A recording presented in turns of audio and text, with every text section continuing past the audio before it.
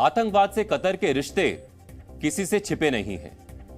भारत जैसे देश ही नहीं, अरब देश भी कतर के इस रवैये से परेशान है। वर्ष 2014 में सऊदी अरब और यूएई ने इस्लामिक आतंकवाद को समर्थन देने का आरोप लगाकर कतर से अपने राजदूत वापस बुला लिए थे।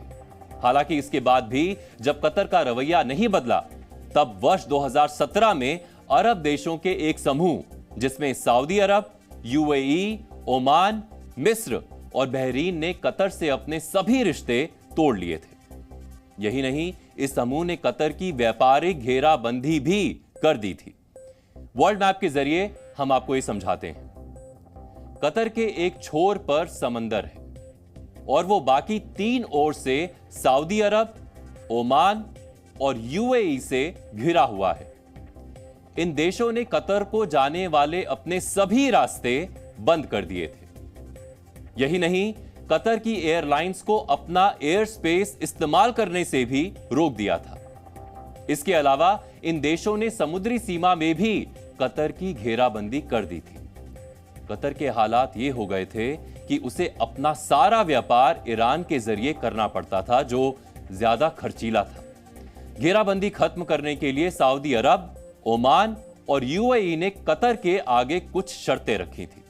पहली शर्त यह थी कि कतर इस्लामिक आतंकवाद को बढ़ावा देना बंद करेगा।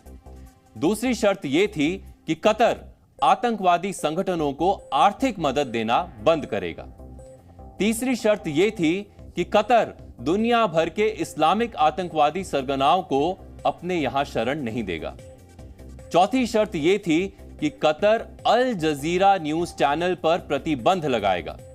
पांचवी शर्त यह थी कि कतर ईरान और टर्की के साथ अपने संबंध कम करेगा।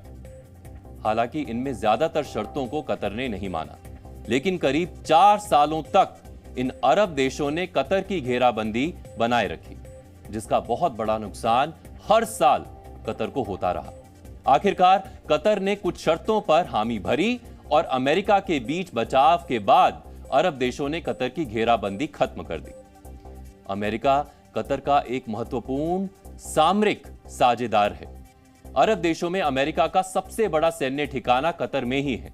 आधिकारिक तौर पर अमेरिका ने कतर को अपना मुख्य नॉन नाटो पार्टनर बताया है, लेकिन खुद अमेरिका भी आतंकवाद के मामले में कतर की दोगली नीति से परेशान है। वर्ष 2017 में अमेरिका के तत्कालीन राष्ट्रपति डोनाल्ड ट्रंप ने कहा था कि कतर बहुत बड़े स्तर पर आतंकवाद की फंडिंग करता है।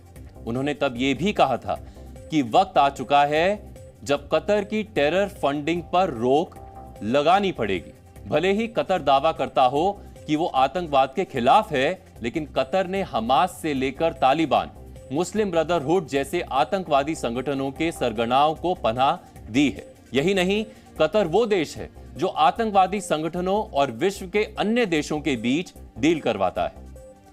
अमेरिका और तालिबान के बीच जो डील हुई थी, वो भी कतर की राजधानी दोहा में ही हुई थी। जब अफगानिस्तान में तालिबान के खिलाफ अमेरिका जंग में उतरा, तब तालिबान के कई बड़े नेताओं को कतर ने ही शरण दी थी। इसी तरह से फिलिस्तीन के आतंकी संगठन हमास के बड़े नेता इस वक्त कतर में ही मौजूद हैं। हमास का चीफ इस्माइल हानिया वर्ष 2012 से दोहा में ही आलीशान जिंदगी जी रहा है। 7 अक्टूबर यानी जिस दिन हमास ने इजराइल पर हमला किया था, उस दिन भी इस्माइल हानिया कतर में मौजूद था। उसका एक वीडियो भी सामने आया था, जिसमें वो इस हमले के बाद खुशी का इजहार कर रहा है। यही नहीं, कतर हर महीने हमास को $30 मिलियन यानी करीब 250 करोड़ रुपए देता है। इसके अलावा 2017 में कतर ने सीरिया में मौजूद अल-कायदा आतंकी संगठन को $1 बिलियन यानी करीब 8,500 करोड़ रुपए फिरौती के बहाने दिए थे। इतना ही नहीं, कतर अल जजीरा के जरिए अपने पड़ोसी अरब देशों के आंतरिक मामलों में भी दखल देता आया है। अरब स्प्रिंग आंदोलन के दौरान अल जजीरा ने कई खाड़ी देशों में मौजूद सरकार के खिलाफ माहौल बनाया था, लेकिन जब कतर के शाही परिवार के खिलाफ कोई प्रदर्शन होता था, तब अल जजीरा उसे नहीं दिखाता था। 7 अक्टूबर को हमास के हमलों के बाद जब अमेरिकी विदेश मंत्री एंथनी ब्लिंकन कतर के अमीर अल थानी से मिले तो मीडिया रिपोर्ट्स के मुताबिक उन्होंने कतर से अल जजीरा की आवाज कम करने के लिए कहा था। यानी अल जजीरा को गाजा पट्टी पर हो रहे हमलों को लेकर दिखाए जाने वाले भड़काऊ खबरों को रोकने के लिए कहा था। आपको याद होगा कि कतर वो देश है जिसने नुपुर शर्मा के मामले में सबसे पहले भारत पर दबाव बनाने की कोशिश की थी। कतर ने नुपुर शर्मा पर ईश निंदा का आरोप लगाते हुए भारत पर कार्रवाई करने का दबाव बनाया था।